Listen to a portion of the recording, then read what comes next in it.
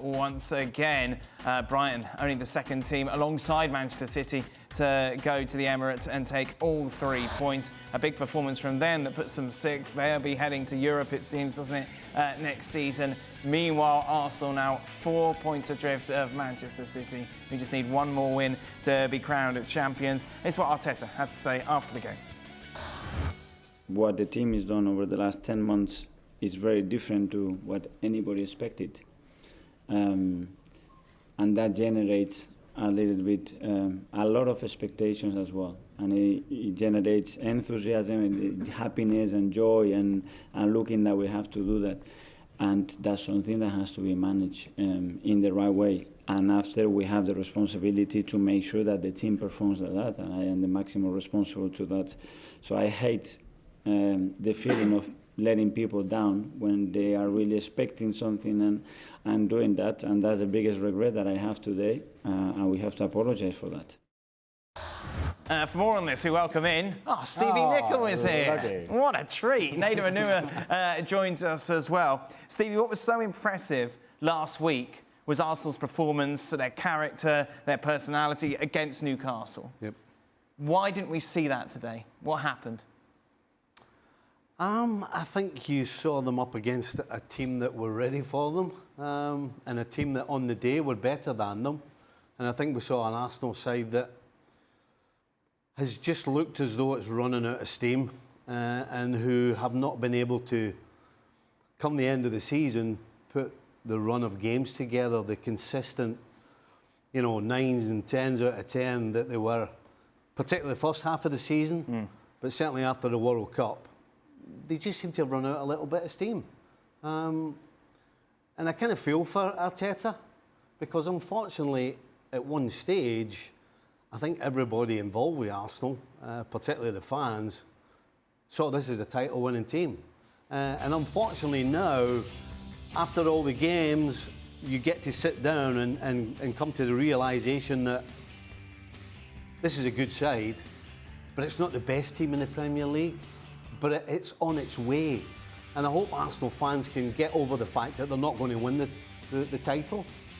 But I tell you what, get behind Arteta and look to the summer and see what the Arsenal's going to do. Because Arsenal have to add, they have to add quality, they have to add competition.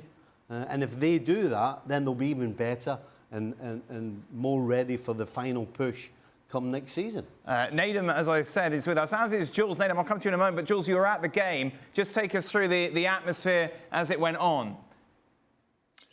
Well, obviously a lot of disappointment at the end. Stevie's right, the fans were disappointed. Arteta just said it as well. I thought it was a masterclass from Brighton, really, from start to finish. They were outstanding. This was one of the best performances I've seen all season live in a stadium. They were that good, everything, in possession, out of possession, attacking transition, defensive transition. They were so good, especially in that second half. And losing Martinelli after 10 minutes didn't help for Arsenal. No Zinchenko didn't help either. Saliba, we know, of course, already. But they just played against a team, like Stevie said, who was better than them. And that happens. Maybe not to this degree. This is the first time, I think even City were not that dominant against Arsenal in the 2 wins that they had against them. This was just, and you see the graphic with all the numbers now. I mean, they almost made twice the most amount of passes than Arsenal did at the Emirates. That was really Brighton were outstanding, and the atmosphere was great at the beginning, even if City had won earlier, obviously at Everton. And then the more the game went on, I think a lot of people within the stadium realised that there was just it was not a good day for Arsenal, and that Brighton was simply too good. But again, I need to stress how good Brighton were today, and the way they prepared that game. Levi Colwill was almost man-marking Martin Odegaard every time Arsenal were trying to play and build up from the back. The two full-backs, Estupiñán on one side, Caicedo on the other side, were amazing, coming inside to beat the Arsenal press. Arsenal could never adapt to the way Brighton were building up with the ball, and they were under pressure a lot in the way Brighton were pressing them. It was wonderful again. The best team won today. How much, Nader, have Arsenal been the architects of their own downfall, given that they've only won 2 of their last 7 matches?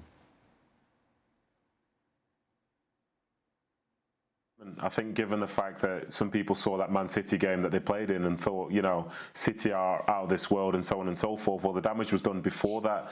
And there was a point, I think it was after game week 29, whereby Arsenal had an 8-point lead over Man City. So even going to the Etihad as such, they were in a position where they could afford to still lose that game. And that's why people like myself still kind of favoured Arsenal. But it was, you could say Liverpool coming back at Anfield against Arsenal was a reasonable result, but then it's losing the 2 points when you're playing against West Ham, and you've got the lead, and you had a penalty to take your team further up, dropping the points against Southampton. And all that culminates at a point, all that comes at a point where Man City are just churning out the wins over and over and over and over. And before you know it, City go from being 8 points back to potentially being 7 points clear come this weekend. It's not a turn of events that I expected. And it's a shame for Arsenal because they've been so good for the majority of this season. But it just goes to show, if you want to win a Premier League title, you've got to be in there at this point of the season and almost find some of your best form and really be able to push in because you can't afford to be dropping the points. And they've seen that. And it's a tough lesson for them. And as I say, it's such a weird season because I thought they'd do well in the Europa League. I thought they'd make it to the final, but that didn't happen. Got knocked out of the FA Cup by Man City, and come the end of the season, it's there that they might win nothing, even though it's been one of the best seasons they've had in a very long time. So you can find positives, and you'll look to build for the next season. But so does every team in the Premier League. So as a consequence, I don't know what next season looks like for them. And then you're dropping points, and City are being City. Yeah. That's what happens when you play with the big boys, and that's what Arsenal need to realise, and the players need to realise as well. You need a big squad, and Arsenal just didn't have a big squad. And I think you look at Brighton. I mean, this Brighton side went from the first minute to the last at 100 miles an hour. I mean, so how they lasted is incredible. Mm. How did Everton beat them? Well, it's just football. But for Arsenal, you got to learn. It's how you react. And Needham's right. They could go two ways. They could look at it and dwell on it and start next year with a hangover, or they can push on. So they need to push on. But we're talking about pushing on. However, if you're going to try and play with the big boys, you've got to spend money like the big boys. Manchester City win the title, they bring in Haaland. Today is a second-string team in quite a few positions, yet they go to Goodison, they beat Everton easily. Arsenal are going to have to spend a lot of money, aren't they, if they're going to really compete?